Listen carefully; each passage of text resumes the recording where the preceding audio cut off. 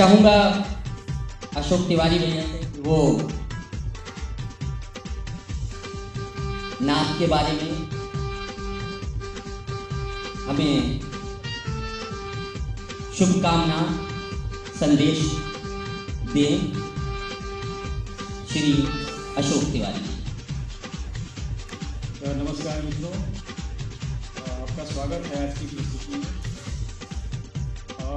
नाथ संस्था को मैं पिछले 2-3 वर्षों से जानता हूँ और नाथ से जुड़े हैं मोहम्मद जानी को मैं बचपन से जानता हूँ, जब वो विशुद्ध रूप से गायक थे और बहुत सुरीले गायक के रूप में, और उनको बचपन से हम लोगों ने देखा है।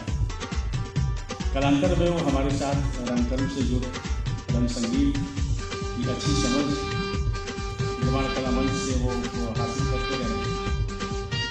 अभी वो उनकी एक संस्था नाथ की 2-3 प्रस्तुति मुझे देखने का मौका मिला। कई मायनों में नाथ एक संवेदनशील नाट्य संस्था है, इसमें कोई दो राय नहीं है। आमतौर पे नाटकों के चयन से लेकर उसके पूर्वाभ्यास और रिहर्सल जो प्रस्तुति के दरमियान देखने को मिलता है वो अच्छा लगता है और खुशी होती है। तो ये भाषण हमारे ख्याल से देने का वक्त नहीं है।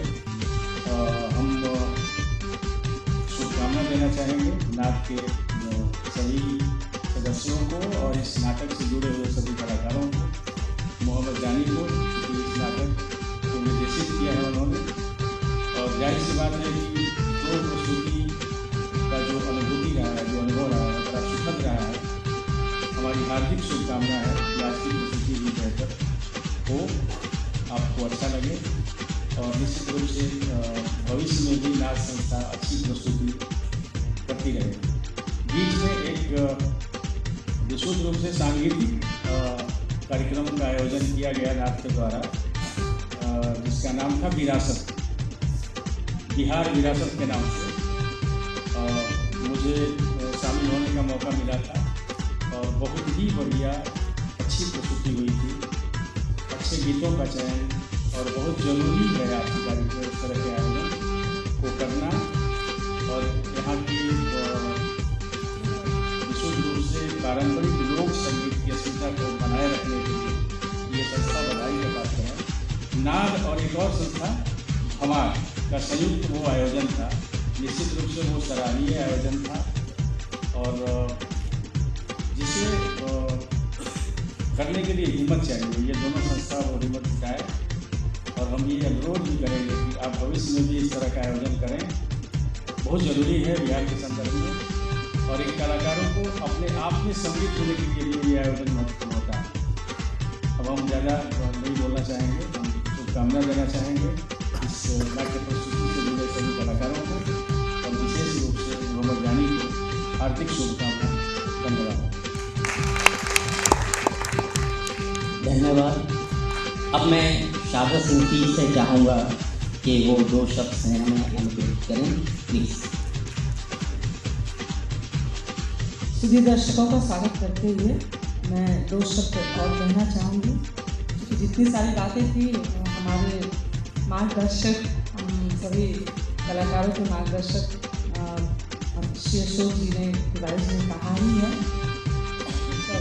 जानी के बारे में। तो मैं वक्त ज़्यादा न लेते हुए 2 शब्द कहूँगी। जानी को मैं भी बचपन से जानती हूँ, बहुत जुझारू है, उम्र बहुत ज़्यादा नहीं है, सोच अच्छी है, ख्याल अच्छा है, अच्छे इंसान हैं। और जानी की सबसे बड़ी खासियत ये है कि विषम परिस्थितियों में भी हिम्मत नहीं हारता है, ईमानदारी से काम करते हैं।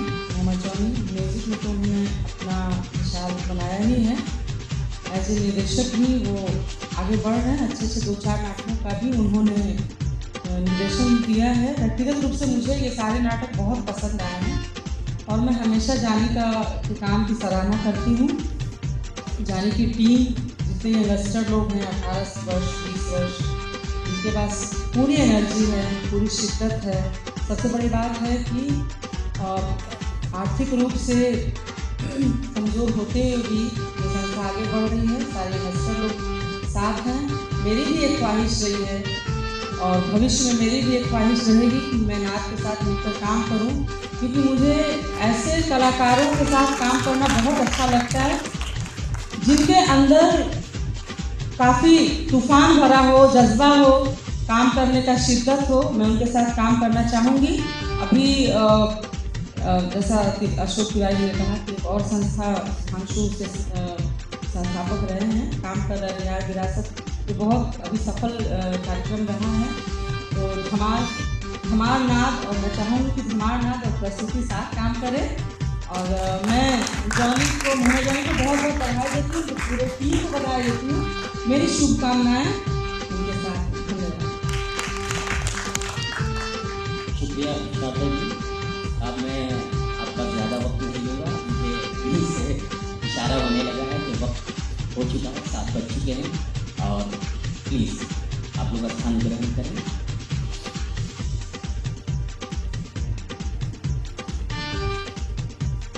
हाँ, तो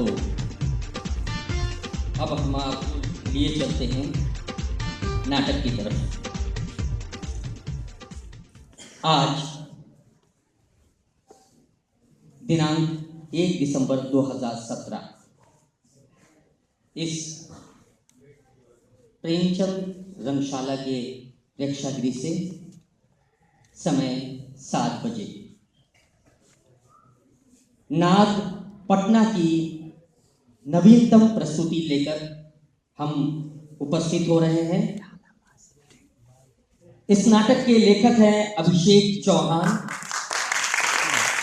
संगीत परिकल्पना एवं निर्देशन है मोहम्मद जॉनी का।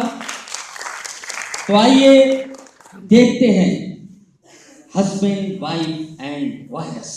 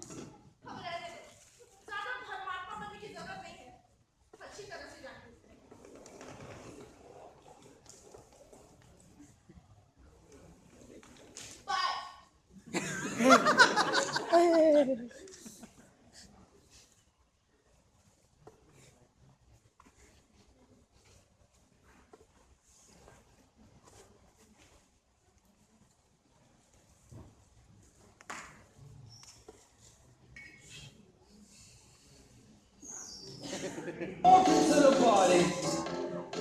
I've seen some I never saw. Everybody moving. तो पढ़ाई है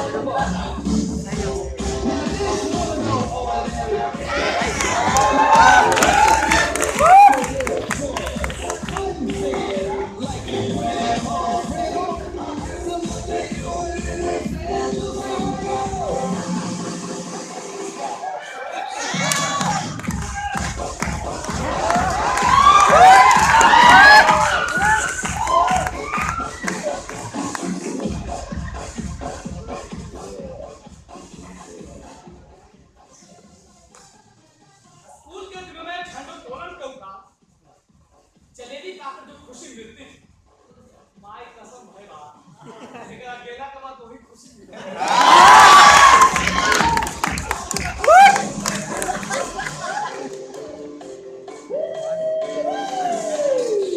Now I done just lost my mind. ऐसी आजादी और कहाँ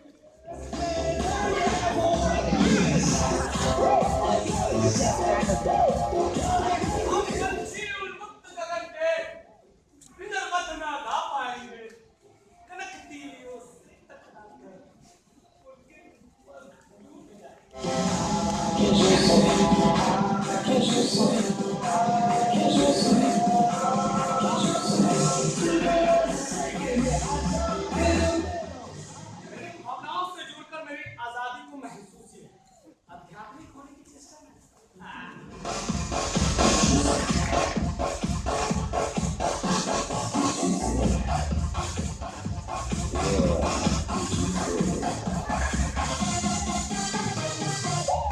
पीने वाले मर जाएंगे भूखे प्यासे कहीं भली है कनक कटोरी की वजह से Right about now, we really gonna have some fun. अब जाकर बात समझ में आए प्रस्तुत पंक्ति के माध्यम से कभी कहना क्या चाहता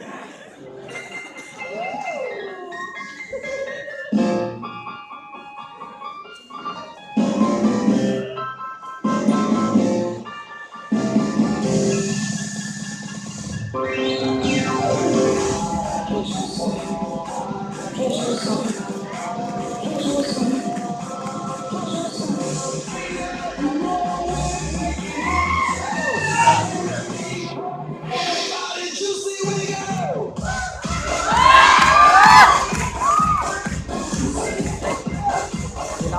ऐसे ख्याल मान टूटते नील गगन की सीमा पाने याद किरण सी कोच हो चुगते तारक अनार के दाया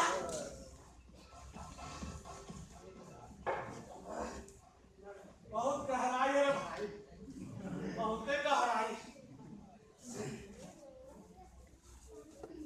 अपन कुछ कर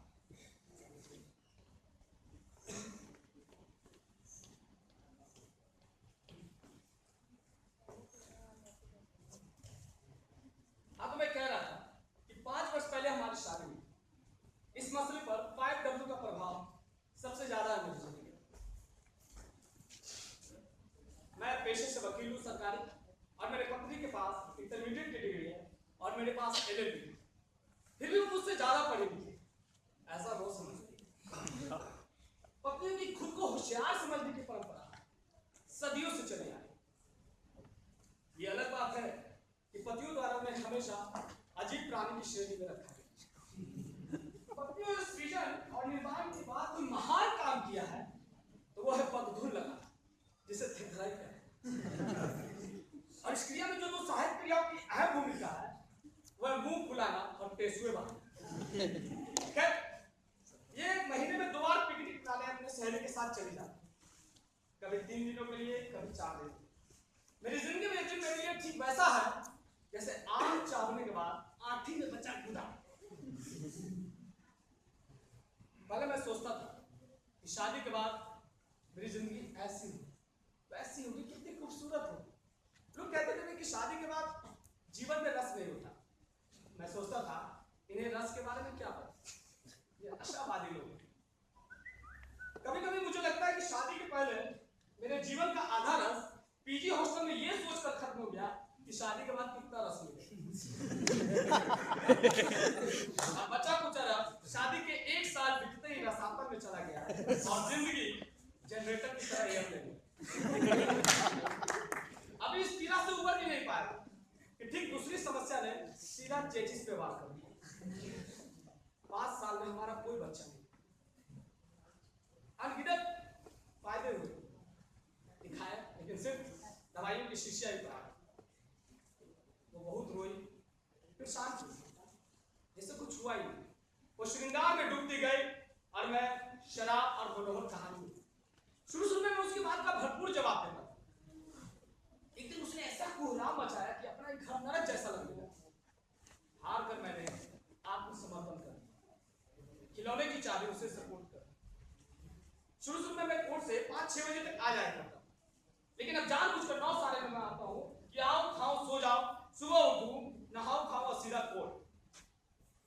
हाँ, रविवार का दिन थोड़ा चुनौतियों से भरा होता है, लेकिन वो भी निकल ही जाता है। अब जब ये पिकनिक पर चली जाती है तो उस दिन मैं बाहर में 1 मिनट नहीं बिताना चाहता। अदालत में अगर बहस के नाम पर सिर्फ इतना ही कहता हूँ कि माय लॉर्ड, मेरे मुवक्किल की तबीयत कुछ नासाज होने की वजह से मैं अदालत से दरख्वास्त करूंगा कि पेशी की अगली तारीख मुकर्रर की जाए, और उसके बाद सीधा घर और मैं शराब और मनोहर कहानी।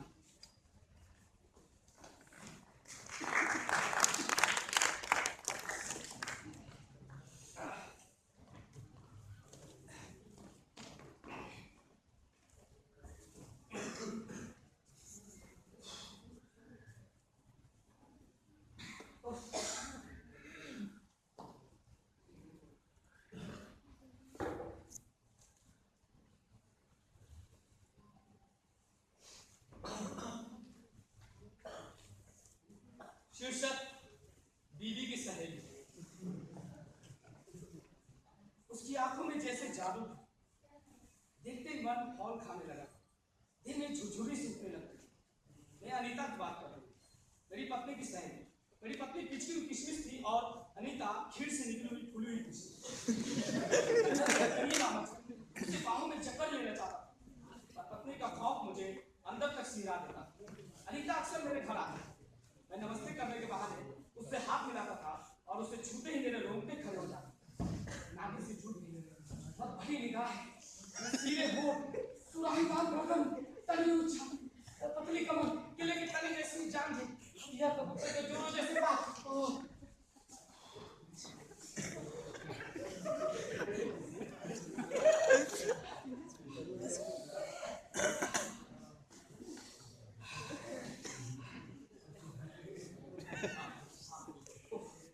कैसे भी अपने आप को काबू में करता था कि कहीं वो मेरे ज्यादा भाप लगे और सारा खेल बिगड़ न जाए।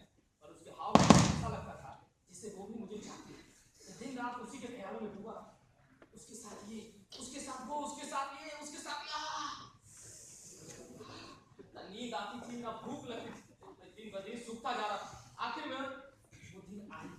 मेरी पत्नी सत्यनारायण भगवान की कथा सुनने अपनी चाची के घर गई। उसी रोज अनीता आई, काली साड़ी पहने हुए, उसकी साड़ी जैसे रात, मुखड़ा जैसे जान, तेजे से आसमान और मैं आसमान पर छाने को बेताब।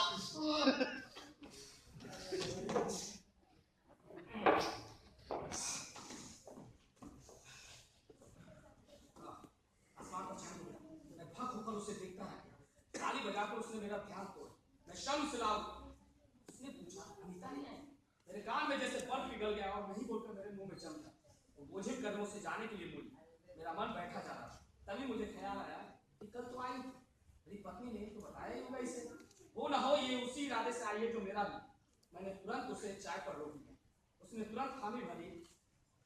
जैसे इसी के इंतजार में उसे बेडरूम में दिखाकर मैं चाय बनाने चला गया। एक तरफ चाय तुरंत मांग रही थी और दूसरी ओर मेरा जोश। मैंने चाय लाकर टेबल पर रखी और पलंग पर बैठ गया। इतना तक इतना रोमांचित हो उठा था उसकी ओर प्याले बढ़ाने के सूदी ना खुद ही उठी और जैसे वो उठी पल्लू उसके कंधे से सरक गया। मेरे होश भागता हुआ मेरा हलक सूखने लगा। हाँ देखा ना था उसके हाथ पर अपना हाथ रख दिया। वो कुछ नहीं बोली। मेरी हिम्मत बढ़ गई। मैंने हाथ हथेली से ऊपर सरका दी। अभी वो कुछ नहीं बोली। मैं ठीक हो गया। मैंने थोड़ा पास सरक कर कंधे पर हाथ फिसला चुप कर मेरी ओर देखने लगा। मैंने बिजली की फुर्ती से अपना हाथ हटाया। सॉरी मेरा कलेजा धुकधुकाने लगा कि अब क्या हो। माफी मांगते हुए कहने लगा, मैंने ये सब जानबूझकर नहीं किया। पता नहीं कैसे मेरा हाथ तुम्हारी ओर बढ़ा और बढ़ता ही उठकर मेरे पास आ चुके थे। कंधे से साड़ी का पल्लू हटाकर सीधे मेरी गोद में लग गए। मुंह बंद कर दो। मैंने दोनों बाहों में उसे कसकर जकड़ लिया। तो रात भर मुंह बंद होते हुए और मेरे अरमान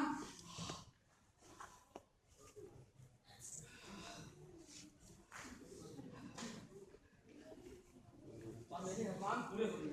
सफलता मेरे कदम छू गई। मैंने अपना लक्ष्य हासिल किया। जब बार-बार मिलते रहे और मैं बार-बार सफल होता रहा। मुझे मेरी पत्नी मेरे दोनों हाथ में लड्डू आ गए। मेरी पांचों उंगलियां घी में डूब गई। किसी को चांदी हो गई।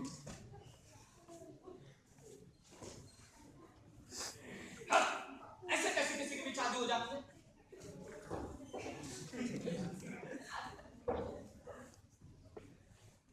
हाँ, ऐसे कैसे किसी की भी चांदी हो जाएगी? वही तो फॉर्मूला होता है, वही तो प्रैक्टिस होगी। ऐसे किसी की चांदी कैसे हो जाएगी? किसी भी हाल में इसे जान कर सोच कर इसे हकीकत में बदल डालूं। क्या मैं अपने लक्ष्य को हासिल कर पाऊंगा? क्या सफलता मेरे कदम चूमेगी? क्या मेरे दोनों हाथों में लड्डू होंगे? क्या मेरी भी पांचों उंगलियां घी में होंगी? क्या मेरी भी चांदी होगी?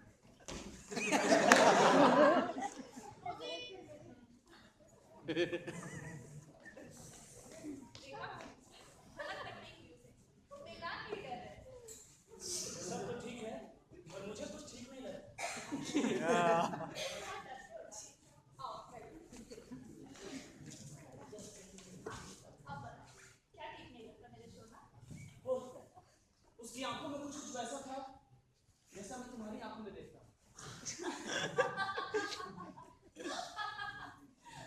डार्लिंग, तुम बुर्खा वाला हो, बुर्खा वाली नहीं। तुम हंस रही हो। तुम बात ही ऐसी कर रहे हो। उसकी आंखों में कुछ वैसा था। तुम बैठो, मैं चेंज करके लाती हूँ। उसकी आंखों में कुछ वैसा। ये औरत समझ नहीं रही है कि मैंने उसकी आंखों में कैसी चमक देखी। हंसी छूट रही है। कहीं ऐसा ना हो जाए कि चौबे से आए तो छौबे बनने और डूबे बन के लौट। नहीं इसी तरह बने रहो बेटा। कुछ पाने के लिए कुछ खाना पड़ता है। पानी की तरह बैठे। जो हो रहा है उसे हो जाने दो और जो होने वाला है उसकी तैयारी। सोचना तुम्हारा काम नहीं। बिना फल फूल की चिंता किए चाहे जे होके यहाँ 9 मन तेल तो हो ही है, बाकी यहाँ राधा नाची है ना। अरे वो तुम अकेले में क्या कर रहे हो और किसे नचा रहे हो? ओ माय स्वीट हार्ट, बस तुम्हारे ख्यालों में डूबा हुआ। क्या सोच रहे हो? हाँ बताओ ना। हाँ बताओ। जाओ मैं बात करता हूँ। तुम्हारी इसी अदा ने तो वाइब्रेशन मोड पे डाल रखा है। सच में जान तुम्हारी कसम। क्या सोच रहे हो? मैं सोच रहा था क्या सोच रहे हो? मैं सोच रहा था क्या सोच रहे हो? मैं सोच रहा था कि दिवाली की रात है और तुम दोनों हाथ में दिया लिए हुए नाच रही है और मैं तुम्हारे चारों ओर छुरछुरी छोड़ रहा हूं।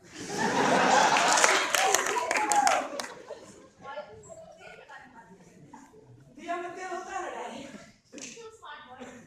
कितने अच्छे हो। अच्छा तो मैं हूँ। कहो ना क्या कुछ भी। क्या समथिंग। चांद से माथे पे झूमर को सजाए रखना, चांद से माथे पे झूमर को सजाए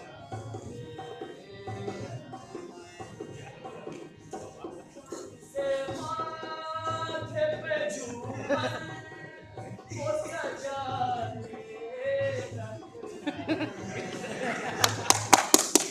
दीवाने को दीवाना बनाए रखना, अपने दीवाने को दीवाना।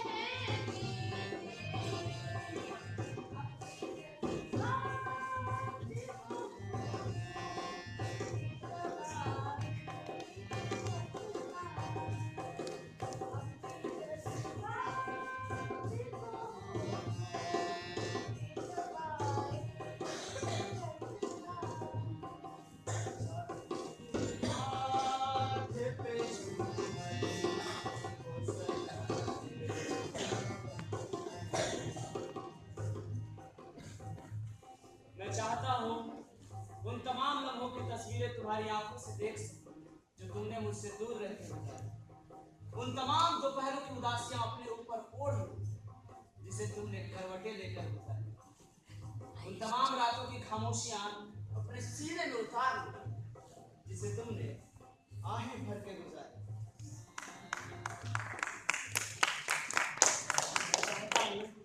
तुम्हारा लम्हा बन, मैं चाहता हूँ तुम्हारी दोपहर ओढ़, मैं चाहता हूँ तुम्हारी रात हो जाए। हाय मेरा बाबू बहुत छोटा है। तुम्हारी इसी अदा ने तो उलझा रखा है, कभी आंचल में तो कभी दामन में, सारी रात डुबा रखा है, कभी आंखों में तो कभी काजल में। अब सांसें उठ के कहती हैं मुझसे इज़हार करो, मैं तुम्हारे पहलू में आज जी भर के प्यार करूं। I love you too. Gita! Gita! ये आज इतनी जल्दी कैसे आ गया? तुम मरवाओ क्यों मुझे? तुम जल्दी से कपड़े पहन लो। गीता! क्या है? क्यों गला काट रहे हो? इधर मत आना, मुझे भी कपड़े पहनने चाहिए। अरे तुम जाओ जल्दी। गीता! क्या है? कौन सा तीर मार कर आए जो हुंकार भर रहे हो? वो तुम्हारे पसंद के होटल से तुम्हारे लिए बिरयानी लाया, तुम्हें बहुत पसंद है ना? तो इसमें इतना एक्साइटेड होने वाली कौन सी बात है? जाकर किचन में रख दो। जब अपनी सहेली के सामने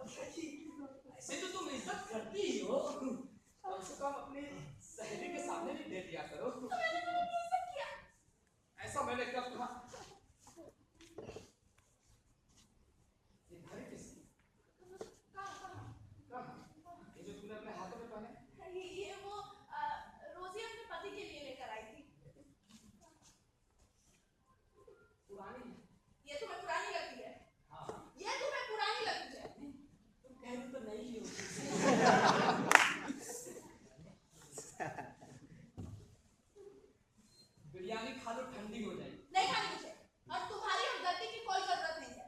खा लो ना, नहीं, खा लो ना, बोला ना नहीं, खा लो ना। नहीं खानी मुझे।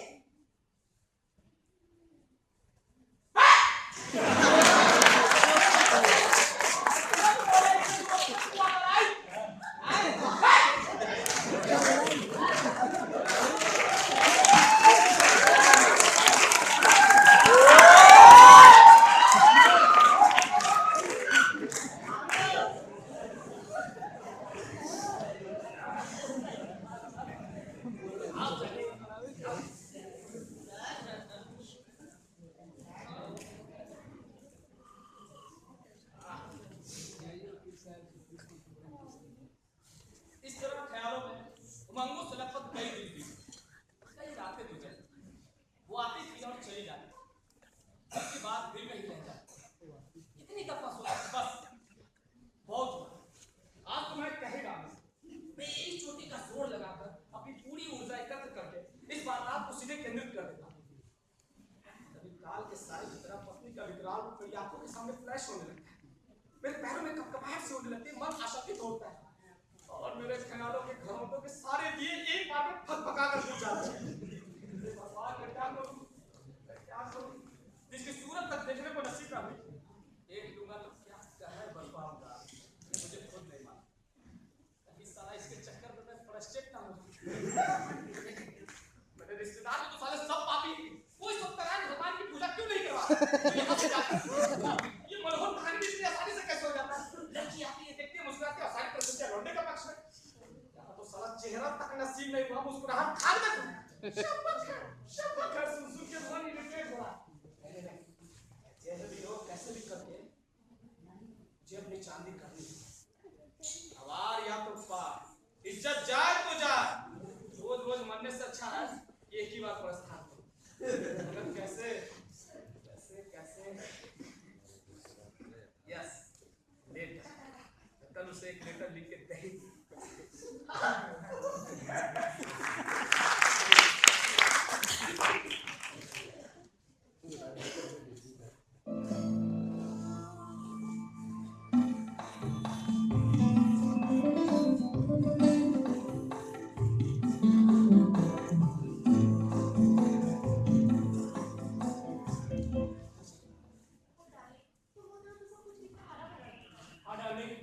तुम इतनी को फ्रेंडली हो कि पॉल्यूशन का कोई सवाल ही पैदा नहीं।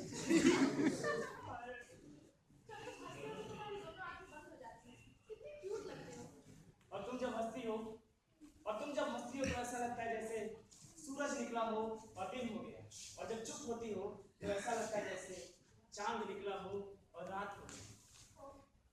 मेरी जान लोगी किसी ने। तो मैं कैसे हाय मेरा बच्चा।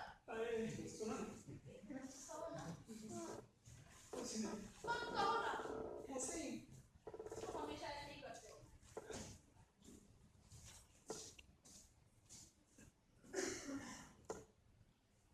सोचता हूँ कुछ कम, पर तुम्हारी आंखों में देखता हूँ और सब कुछ भूल जाता हूँ।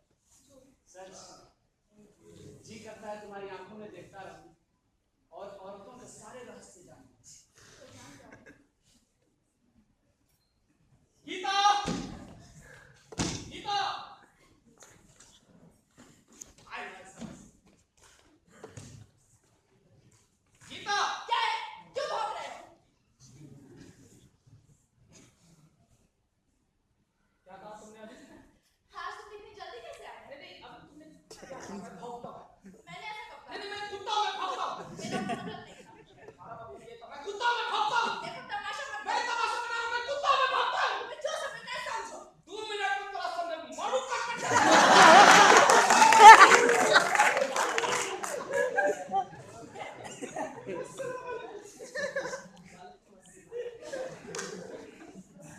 गीता, वो तुम्हारे हाथों में क्या है? वो देख।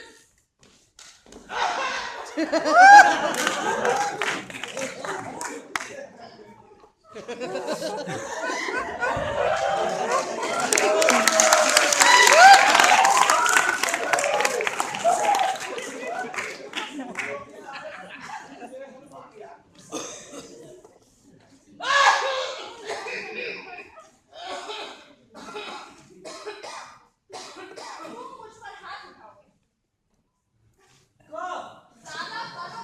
तुम्हारी सहेली ने कहा क्या? तुमने उसके सामने मुझे बेइज्जत किया। गुस्से में पिटिए, गुस्से में मुझसे निकल गया। ऐसे क्या मैंने कभी कहा है तुम्हें? तुमने भी तो मुझे कुत्ता कहा ना? कहना चाहिए था क्या? हाँ, कितना खराब लगता है। कुछ और कह देती। मेरे सामने ज्यादा गिर पाने की जरूरत नहीं तुम्हें। हमारा एक रूप जानती हो। अच्छा, गुड।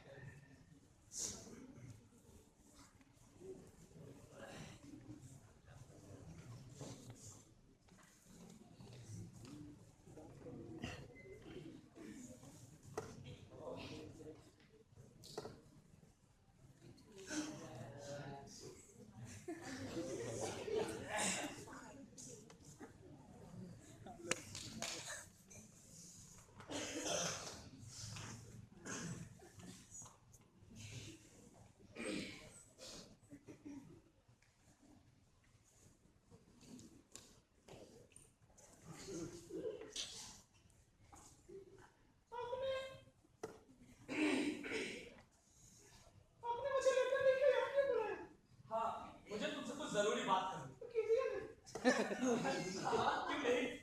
वो क्या है कि देखो, तो मुझे गलत मत समझना। वो क्या है कि जब भी तुम्हारी आंखों में देखता हूँ तो तुम्हें देखने की इच्छा, और जब भी तुम्हें सोचता हूँ तो तुम्हें सोचने की इच्छा होती है, जब भी तुम्हें समझता हूँ तो समझने की इच्छा होती है।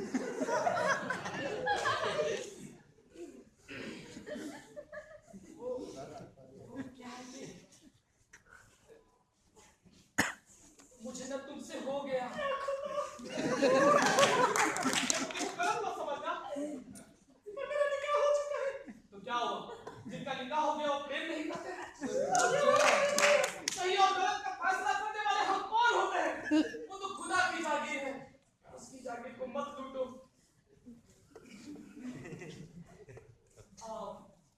आओ इससे पहले ये वक्त गुजरे, हम दोनों एक दूसरे को समझ जाए, एक दूसरे का रहस्य एक दूसरे से खोल दे, बेपर्दा हो जाए। आओ ये ऐसा रिश्ता बनाए जिसमें कोई बात बाकी ना रह जाए, कोई पहलू अनछुआ ना रह जाए, गलत और सही की रोशनदाने मूंद दे, शक की खिड़की पर लोहे की परतें चढ़ा दे, अदर बदर की दरवाजे सील कर दे। आओ आओ ईंट और गारे की तरह इस रिश्ते को अंबुजा सीमेंट की तरह मजबूत और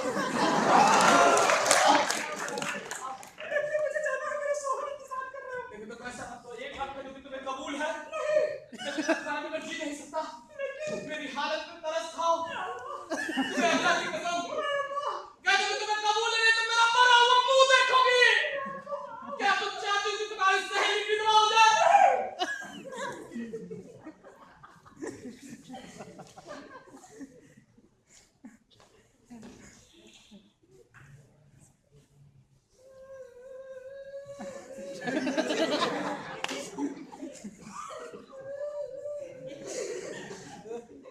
मैं जानता हूं कि ये गलत है, पर अगर कल को मैं मर जाऊं तो क्या वो ठीक रहेगा? लेकिन मेरे मरने और जीने से तुम्हें क्या? जाओ जाओ, तुम्हारे शौहर इंतजार कर रहे होंगे, जाओ। मुझे तो कल मरना ही है। या अल्लाह मुझे उठा ले।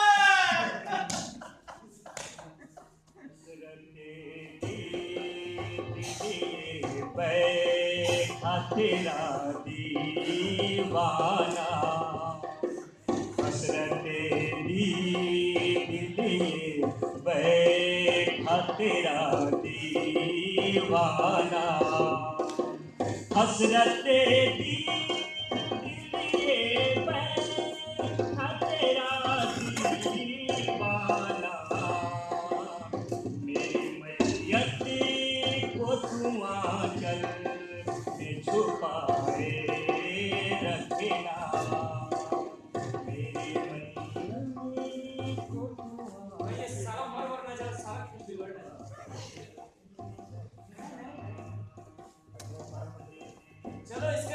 खेलेंगे ना।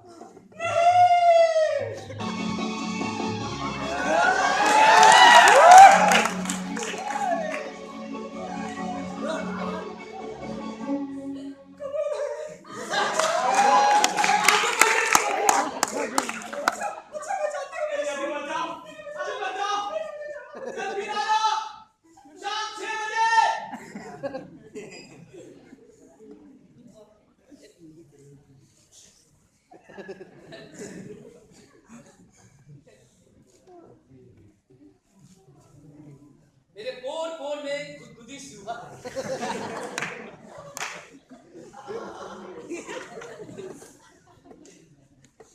ऐसा लग रहा हो जैसे कोई मोर पंख से पूरे बदन को सहला रहा। लगता है जैसे कोई चूल्हा जल रहा हो, कोई कढ़ाई चढ़ा हो और उसमें मकई के दाने फूट फूट कर उछलते। पानी की बूंदें मेरे शरीर पर गिरकर हौले हौले दखल जैसे धीमी आंच पर डालडा पिघला। मेरे आंखों के सामने मनोहर कहानियों के सारे पात्र छम छम करके नाच रहे। उनके लम्हे जैसे मेरे शरीर में घुटकर अनाधूम दौड़ रहे। वो सारे स्पर्श जो एक पात्र से दूसरे पात्र में ट्रांसफर हुए थे, वो हवाओं में घुलकर मेरे शरीर पर बरस। मैं हर उस क्रिया को अपने कर्म क्षेत्र में करना चाहता हूँ, जैसे मनोहर कहानियों के पात्रों ने। जैसे जैसे भाभी की प्यार कहानी में गणेश ने भाभी को गले से, जैसे बीवी की सहेली कहानी में अमर ने अनिका को छुआ, जैसे भूखा प्यासा कहानी में राघव ने रानी को चूमे, जैसे राजेश ने, जैसे मनीष ने, जैसे शशि ने। हे भगवान, मुझे माफ करना। मैं जानता हूँ कि ये गलत है, पर इस पर मेरा भी कुछ वश नहीं। वैसे दोस्त तो तुम्हारा भी, ये सब तो तुम ही ने दिया है और तुम ही कहते हो कि मैं कंट्रोल करूं। क्यों क्यों क्यों करूं कंट्रोल? क्यों? जब तुम ही पूर्ण नहीं है, मैं भी नहीं हूं और मेरा वक्त काटने को रहा, तो क्यों क्यों करूं कंट्रोल? क्यों? मुझे माफ करना, ऐसे मौके पर मैं तुम्हारा विरोध करूं। मैं करूंगा प्रारंभिक छोड़ से लेकर अंतिम छोड़, फिर हिसाब करूंगा, मैं क्रिया अनाधूम करूंगा। रोजी रोजी रोजी रोजी रोजी रोजी रोजी खैर किसी तरह बरगला कर मैंने उससे कबूल तो करा लिया। तो क्या मेरे भी दोनों हाथों में लड्डू हूँ? क्या मेरी भी 5 उंगलियां घी हो? क्या मैं भी सफलता हासिल कर पाऊंगा? अगर ये सब नहीं हुआ तो ये दुर्गुप्ती का दौर कब खत्म होगा? मुझे हिम्मत से काम लीजिए। नकारात्मक विचारों का परित्याग कर लक्ष्य साधने के वास्ते आवश्यक ज्ञान हासिल चाहिए। मैं उसे अच्छे से कन्विंस करूंगा, इधर उधर की कहानियां सुनाऊंगा, कभी कभी मनोहर कहानियां भी सुना डालूंगा। हाँ, ओशो, सुकरात, माओ, कन्फ्यूशियस इत्यादि इत्यादि, इन सभी के विचारों को मैं तोड़ मरोड़ कर पेश करूंगा। उधार के ज्ञान का अपने फायदे के लिए सही दिशा में इस्तेमाल करूंगा। मैं उसे अच्छे से कन्विंस करूंगा, शब्दों के जाल बुनेगा और उसे आहिस्ता आहिस्ता अपने गिरफ्त में कसता है।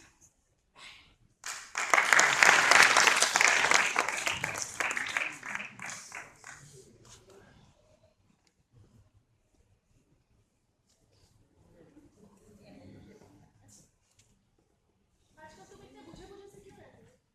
हवा कुछ ठीक नहीं चल रही है। क्या हुआ? वही तो पता कर रहा हूँ। तुम मुझसे कुछ छिपा रहे हो ना?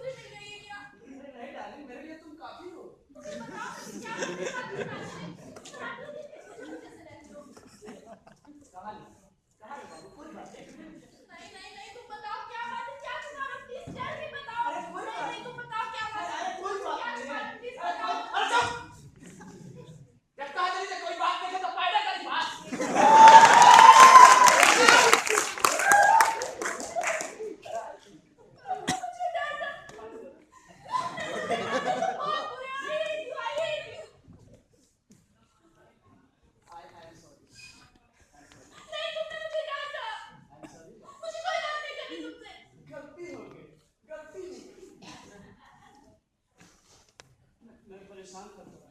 नहीं बाबू आई लव यू बाबू, प्रॉमिस आज का नहीं करेंगे। आई लव यू सोना।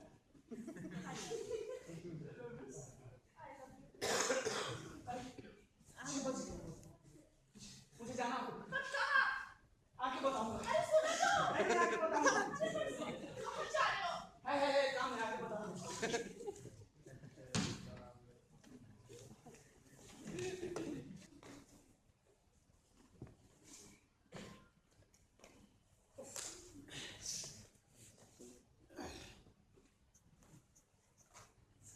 मेरी बेचैनी बढ़ती जा रही है, अभी तक कोई नहीं।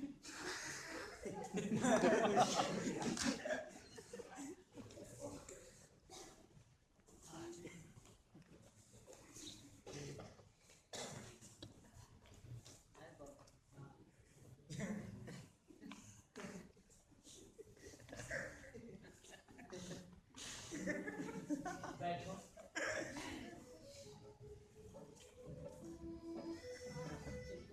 आराम से बैठो।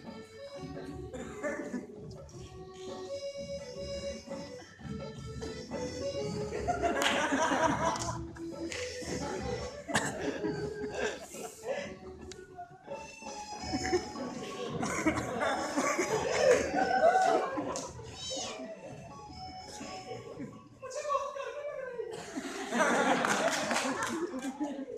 इस दिसंबर के महीने में तुम्हें गर्मी लग रही है। तुम क्या सोच रहे हो?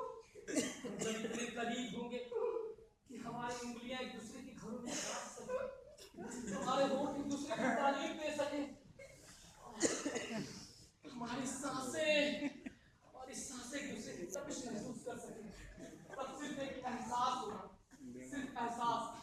समंदर रोकता तूफान सा, तब ये मत कहना मेरी जान कि ये गलत है, ये नहीं होना चाहिए। साला बोल के पेमेंट कर देगा।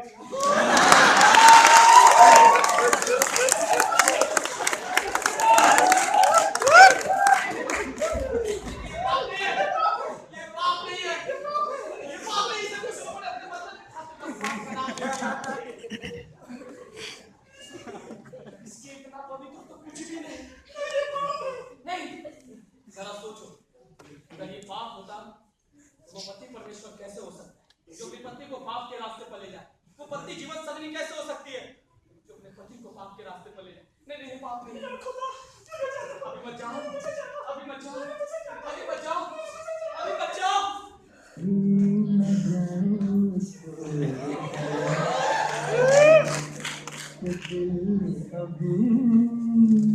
भरा नहीं अभी ना जाओ, दिल अभी भरा नहीं।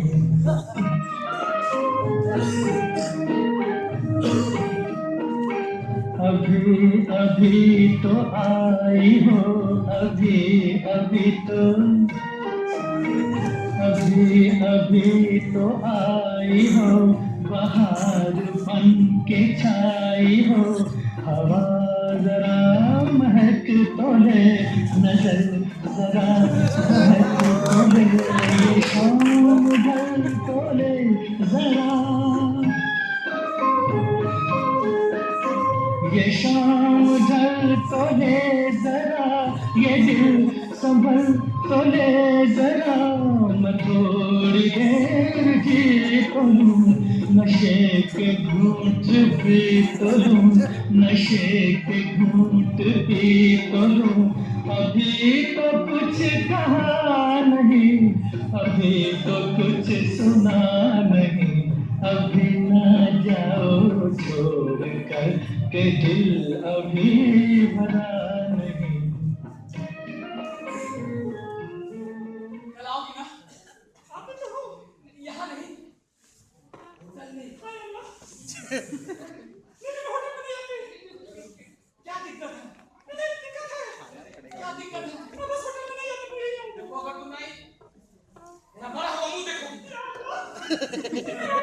आप भी ना? पक्का? एक बार अपना चांद सा मुखड़ा दिखा दो। दिखा दो।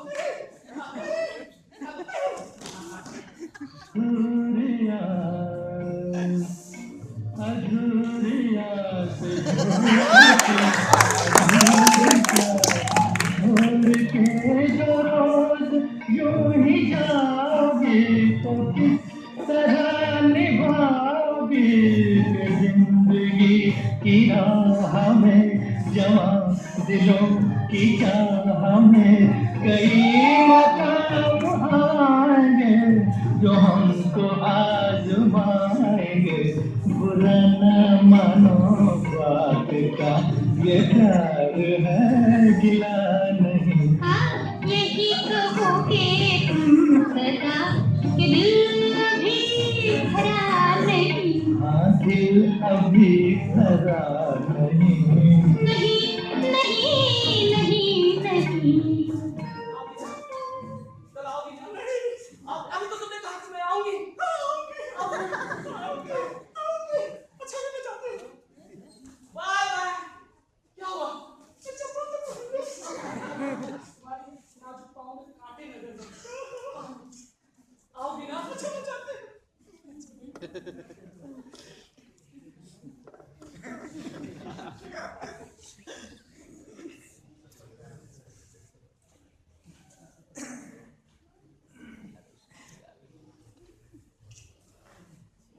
कभी कभी जीवन में ऐसे लम्हे आते कि उस लम्हे के लिए आपके पास कोई शब्द नहीं है। आप सिर्फ उसे महसूस कर सकते हैं। उसके एक एक रेशे तनी तनी लवे लवे जैसे पेट खराब होने पर ORS का घोल पी रहे हो एक अच्छा। मैं सोच रहा हूँ जब हम दोनों एक बिस्तर पर होंगे और बातें करते करते अपनी हथेली जब उसकी हथेली पे रखूंगा और अपना पैर जब उसके पैरों से सटाऊंगा, कैसा महसूस करेगा? आएगा भैया। झटका कैसा होगा? ये सोचकर जो झुर्री से होती है सब मुझे दे। कहीं मेरा कॉन्फिडेंस लूज तो नहीं? सारा मौका है मारना तो मैं नर्वस ना हूँ।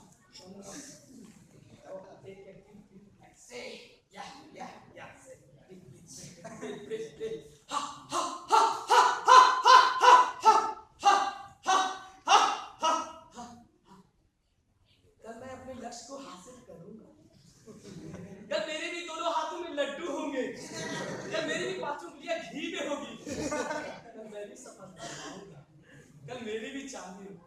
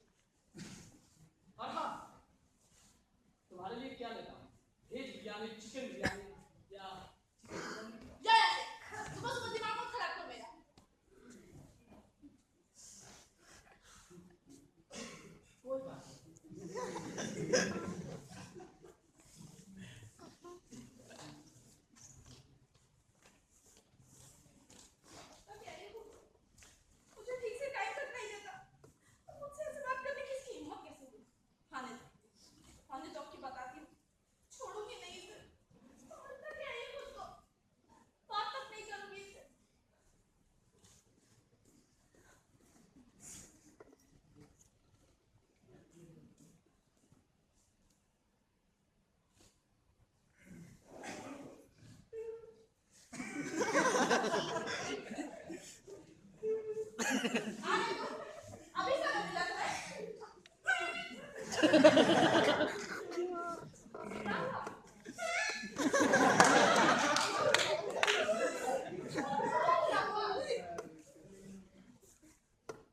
मैं बहुत बुरा हूँ। किसने कहा तुमसे? नहीं मैं हूँ। मैंने तुम्हें परेशान किया ना। मैं कितना अभागा हूँ। नहीं ऐसा नहीं है। नहीं मैं अभागा हूँ। किसने कहा तुमसे? नहीं मैं हूँ अभागा। बताओ मेरी बात क्या है? मैं क्या करूँ? मेरे पापा को पैरालाइसिस हो गया।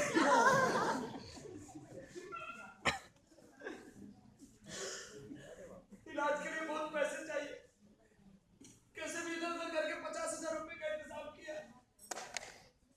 समय पड़ने पर कोई काम नहीं आता। मैं कितना अभागा हूँ। ना ही तुम्हें प्यार दे पाया, ना ही पापा का इलाज करा पाया।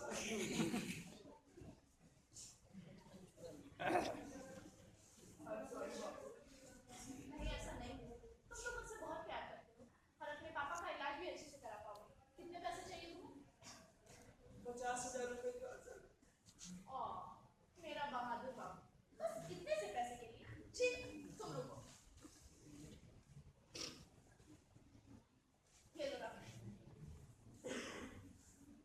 नहीं, मैं तुमसे कैसे पैसे ले सकता हूँ? मैं काम करूँगा, खुद पैसे कमाऊँगा। मैं क्या गैर हूँ? अभी रख लो, जब काम करना तो लौटा दे।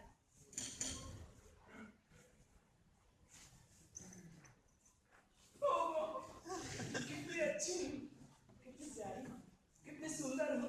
वरना लोग को ना बाबू, सब ठीक हो जाएगा। I love you, I love you, I love you. I love you.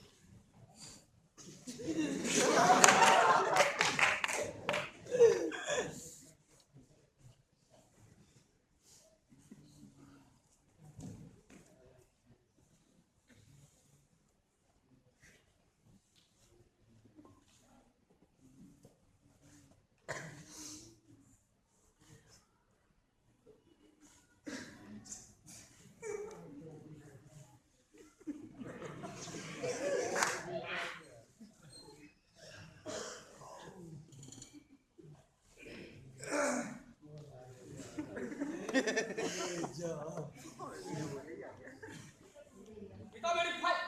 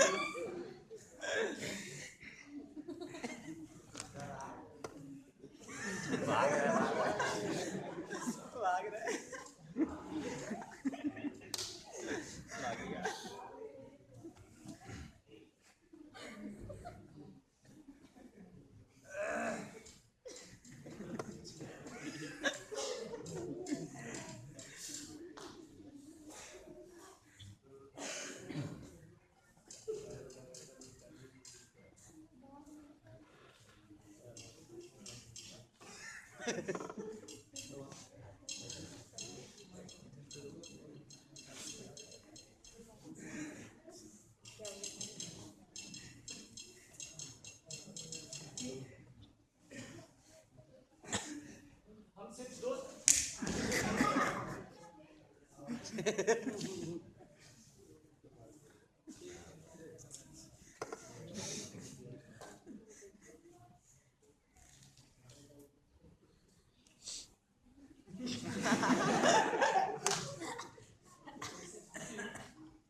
तुम इसे चाहती हो?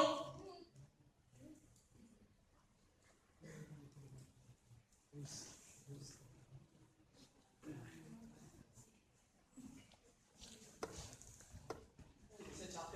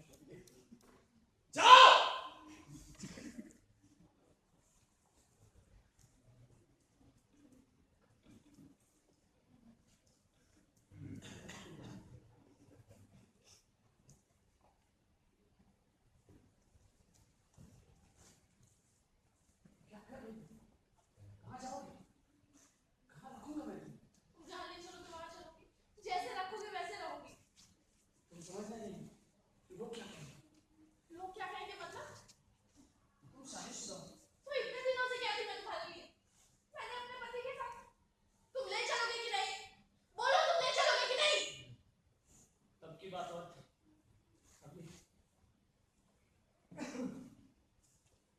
आपकी बात और थू ना मत लो मेरा बेटा ओ गॉड ये मैंने क्या कर दिया निकलो ऐसे गेट आउट मेरी बात निकलो यहाँ से नहीं तो जूता खोल के मारूंगा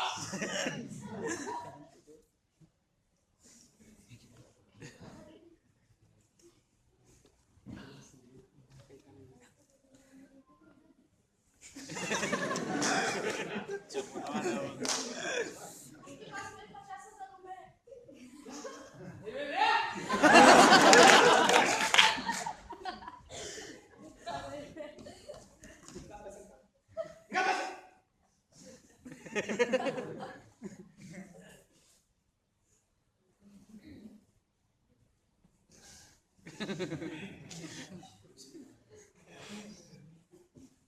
मानना पड़ेगा 100 हरामी मरा होगा ना जैसा एक हरामी पैदा हुआ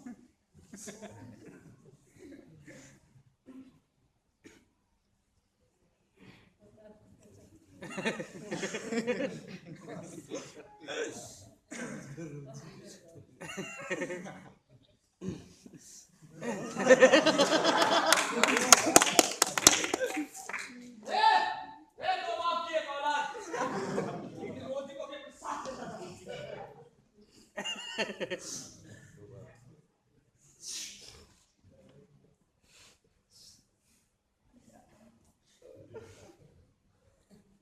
मैं नहीं जानता कि मैंने गलत किया या सही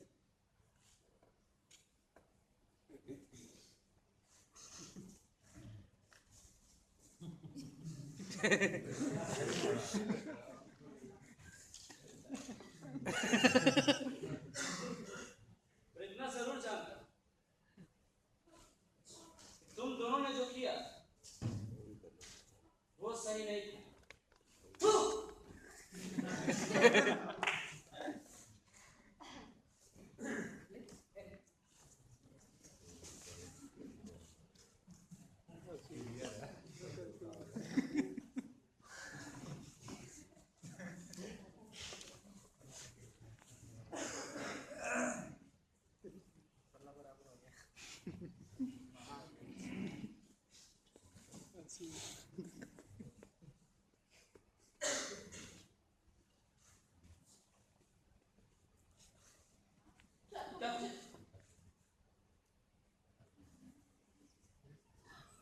क्या तुम मुझे माफ कर पाओगे तुम मुझे माफ कर पाओगे हाँ गीता मैं तो किसी ऐसे ही रास्ते से गुजर रहा दोनों एक दूसरे को श्रेष्ठ साबित करने की जद्दोजहद में अपने आप ही स्वाभिमान को इतना ऊपर उठा दिया पति पत्नी का रिश्ता होते हुए भी दूसरे के हाथ में एक दूसरे के लिए नफरत के सिवा कुछ ना बचा इसके पीछे जो भी वजह उसके बराबर की हिस्सेदार है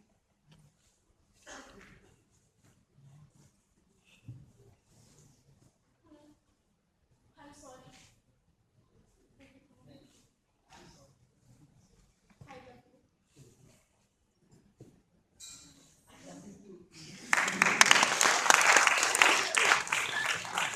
अब तो तुम मुझ पे नहीं चिल्लाओगी अब पिकनिक पे भी नहीं जाओगी तुम भी मुझे खिलौना तो नहीं बुलाओगे और मुझ पर चिल्लाओगे तो नहीं ना नहीं बिरयानी खाओगी हाँ एक ही बात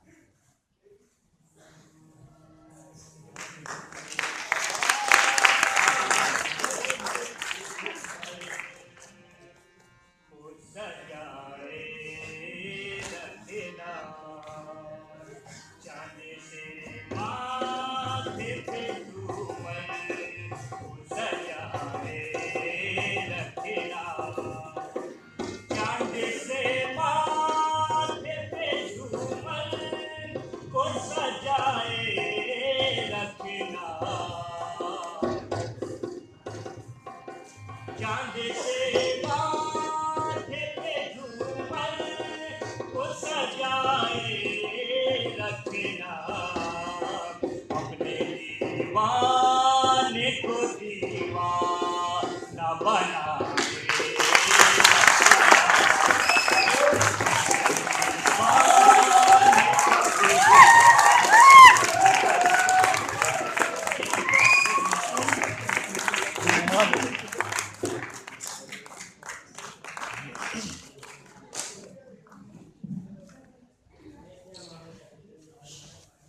कुछ मिनटों का वक्त और चाहूँगा। आप लोगों ने जिस शिद्दत से इस पूरे नाटक को देखा और इस नाटक का मज़ा लिया, इसके कथानक को समझा, पात्रों से रूबरू हुए, वो काबिले तारीफ़ है। कुछ इंस्ट्रक्शन मैंने दिए थे नाटक शुरू होने से पहले, आपने कमोबेश उसको फॉलो किया, उसके लिए बहुत बहुत शुक्रिया। अब आते हैं परिचय के ऊपर। सबसे पहले मैं चाहता हूं कि बैक स्टेज में जो लोग थे उनसे आपका परिचय करवाता चलूं। हारमोनियम पर थे मोहम्मद आसिफ, कृपया मंच पे आए। मोहम्मद आसिफ।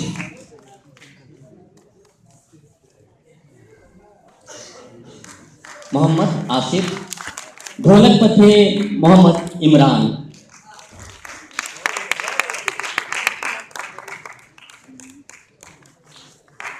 वस्त्र डिजाइन किया था उज्जवल कुमार ने।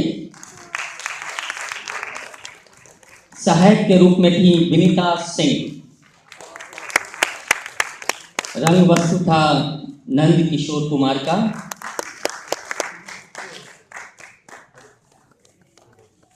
सहायक थी शुभांगी सिंह, कृपया मंच पे आए।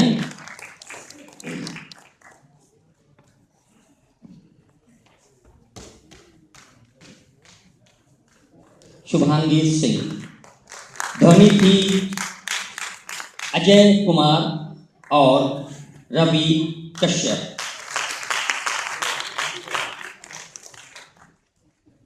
ये जो मंच निर्माण देख रहे थे आप, वो था प्रबोध विश्वकर्मा का।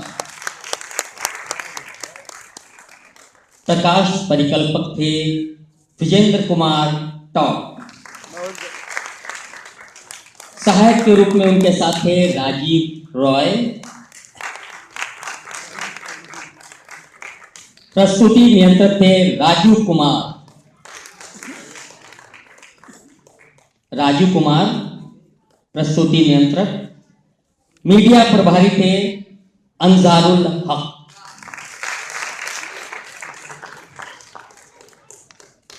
कुछ मन में आप लोगों के चल रहा होगा कि अब पात्रों का परिचय हो, तो मैं चाहता हूं कि परिचय का क्रम क्या हो।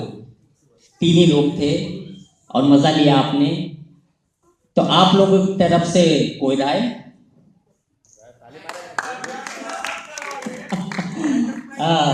मैं चाहता हूं कि अगर पति पत्नी ना हो तो वायरस का क्या काम, तो शुरुआत उनसे ही किया जाए। पत्नी के रूप में थी अदिति सिंह। पति कभी कभी बेचारे हो जाते हैं परिस्थितियां वश, और पति के रूप में थे बहुत ही सधे हुए अभिनेता कुणाल कुमार।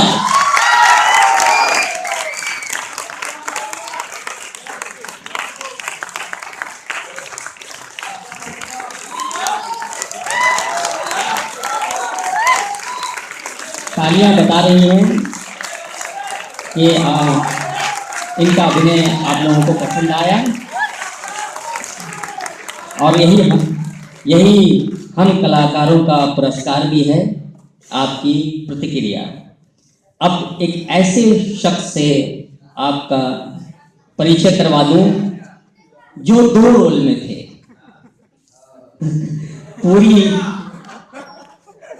पूरी पटकथा इनके ही कलम से लिखी गई थी, और वो नकाब पहनकर आपके बीच उपस्थित भी हुए, और जाते जाते 50,000 रुपए के साथ पकड़ा भी गए।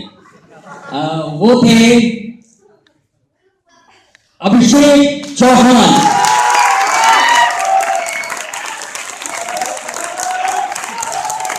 अभिषेक चौहान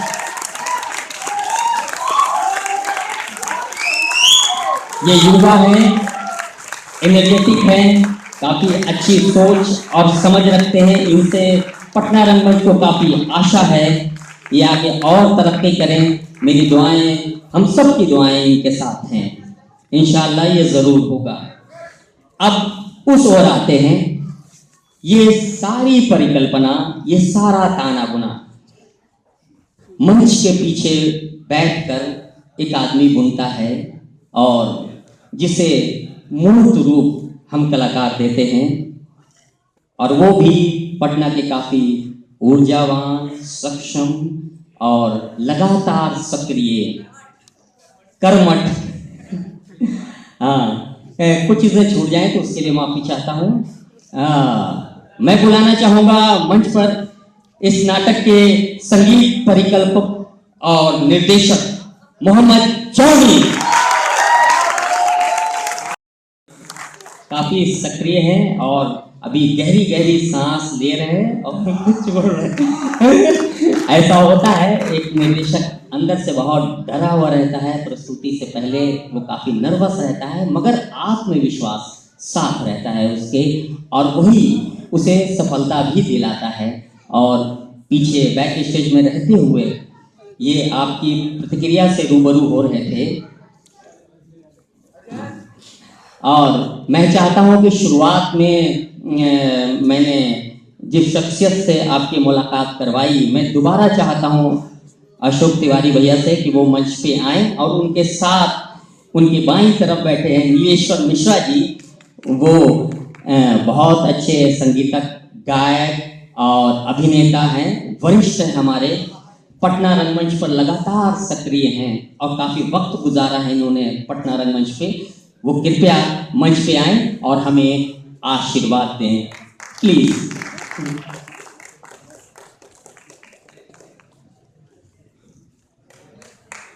हमारे बुजुर्ग जो हैं, हमारे सीनियर जो हैं, वही हमारे मेंटर हैं, हमारे पथ प्रदर्शक हैं। और मैं सबसे पहले नीलेश भैया से चाहूँगा कि वो इस नाटक के बारे में 2 शब्द कहें प्लीज़। नीलेश भैया। नमस्कार। वैसे ये वक्त बोलने का नहीं है, जो बोलना था मंच पर सारे कलाकारों ने मिलकर ताना बाना बुन के बोल दिया है। आपकी तालियां इस बात की गवाह रही हैं। कल जॉनी ने विशेष निमंत्रण दिया, भैया कल आप आएँ, आके मेरा प्ले देखें, और उसके अनुरोध पे, उसकी सादगी पे मैं यहाँ खींचा चला आया। और जो मंच पे 3 अभिनेता और अभिनेत्री थे, उनको देख के अभिभूत हुआ। ये लगा कि हमारा पटना रंगमंच सिर्फ पटना रंगमंच यूं ही नहीं कहलाता है, कहीं कुछ बात हम में है।